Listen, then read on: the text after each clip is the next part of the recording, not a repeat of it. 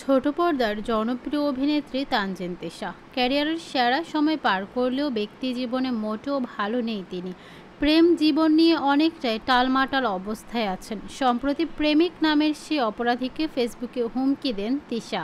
মঙ্গলবার 30 এপ্রিল মধ্যরাতের পর হঠাৎই ইংরেজিতে একটি পোস্ট দেন তিশা, যার বাংলা অর্থ দাঁড়ায়, আমি চাইলে আমাদের ইন্ডাস্ট্রির একজন অপরাধীর গল্প শেয়ার করতে পারি। আমার সেই সাহস এবং প্রমাণ আছে।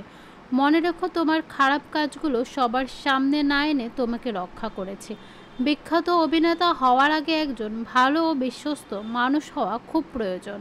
হঠাৎ কাকে উদ্দেশ্য করে তিশা এমন ফেসবুক পোস্ট দিলেন? ভক্তরা যখন সেটি ভাবছেন, ঠিক সেই মুহূর্তে ফেসবুক পোস্টটি মুছে দেন তিশা। এরপরই নেট পাড়ায় তুমুল আলোচনা চলছে অভিনেত্রীকে নিয়ে। নেটিজেনদের মন্তব্য সহ অভিনেতা ও প্রেমিক মুশফিকার ফারহানকে উদ্দেশ্য করে অভিনেত্রী এমন মন্তব্য করেছেন।